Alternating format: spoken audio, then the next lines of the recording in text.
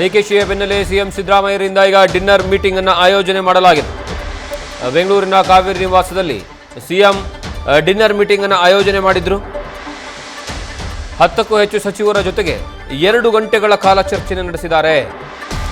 ಉಪಚುನಾವಣೆ, ಸಚಿವ ಸಂಪುಟ ಪುನರ್ರಚನೆ ಅಥವಾ ವಿಸ್ತರಣೆ, ಇದರ ಬಗ್ಗೆ ಚರ್ಚೆ ನಡೆಸಲಾಗಿದೆ. ಉಪಚುನಾವಣೆಗೆ ಈಗಾಗಲೇ ಚುನಾವಣಾ ಉಸ್ತುವಾರಿಗಳ ನೇಮಕ ವಿಚಾರವಾಗಿ ಸದನದಲ್ಲಿ ವಿಪಕ್ಷಗಳ ತಂತ್ರಗಾರಿಕೆಗೆ ಕೌಂಟರ್ ಕೊಡೋದ್ರ ಬಗ್ಗೆ, ಇದೆಲ್ಲದರ ಬಗ್ಗೆಯೂ ಸಹ ಸಿಎಂ ಸಿದ್ದರಾಮಯ್ಯನವರು ಇವತ್ತು ತಮ್ಮ ನಿವಾಸದಲ್ಲಿ, ಕಾವೇರಿಯ ನಿವಾಸದಲ್ಲಿ 10ಕ್ಕೂ ಹೆಚ್ಚು ಜನ ಸಚಿವರುಗಳ ಜೊತೆಗೆ ಡಿನ್ನರ್ ಮೀಟಿಂಗನ್ನು ಕರೆದಿದ್ದಾರೆ. ಈಗಾಗಲೇ 2 ಕ್ಷೇತ್ರಗಳಿಗೆ ಉಪಚುನಾವಣೆ ಘೋಷಣೆ ಆಗಿದೆ.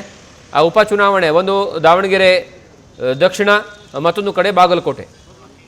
ಈ 2 ಕ್ಷೇತ್ರಗಳಲ್ಲಿ ಕಾಂಗ್ರೆಸ್ ಗೆಲ್ಲಲೇಬೇಕಾದಂತಹ ಅನಿವಾರ್ಯದ ಪರಿಸ್ಥಿತಿ. ಕಾರಣ ಏನು ಅಂದರೆ 2 ಕ್ಷೇತ್ರಗಳು ಸಹ ಕಾಂಗ್ರೆಸ್ನ ಶಾಸಕರುಗಳೇ ಮೃತಪಟ್ಟಿರುವಂತಹ ಹಿನ್ನೆಲೆಯಲ್ಲಿ ಬಂದಿರುವಂತಹ ಬೈ ಎಲೆಕ್ಷನ್.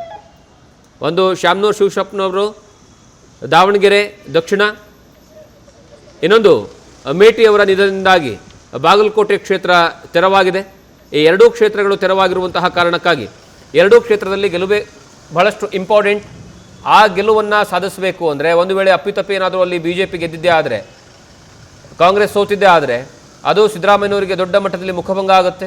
ಅದಾದ ಮೇಲೆ ಈಗ CM ಗಾದಿಯ ಚರ್ಚೆಯ ವಿಚಾರ ಏನಿದೆಯಲ್ಲ, ಬದಲಾವಣೆ, ಅದಕ್ಕೂ ಸಹ ಪುಷ್ಟಿ ನೀಡುವಂತಹ ಸಾಧ್ಯತೆಗಳು ದಟ್ಟವಾಗುತ್ತೆ.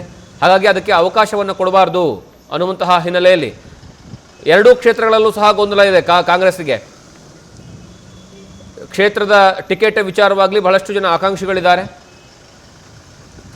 ಹೀಗಾಗಿ ಆ ಎಲ್ಲ ಗೊಂದಲಗಳಿಗೆ ತೆರೆ ಎಳಿಬೇಕು ಅನ್ನುವಂತಹ ಕಾರಣಕ್ಕಾಗಿ ಸಚಿವರ ಜೊತೆಗೆ ಸಿಎಂ ಸಿದ್ದರಾಮಯ್ಯನವರು ಡಿನ್ನರ್ ಮೀಟಿಂಗ್ ಅನ್ನು ಮಾಡ್ತಾ ಇದ್ದಾರೆ.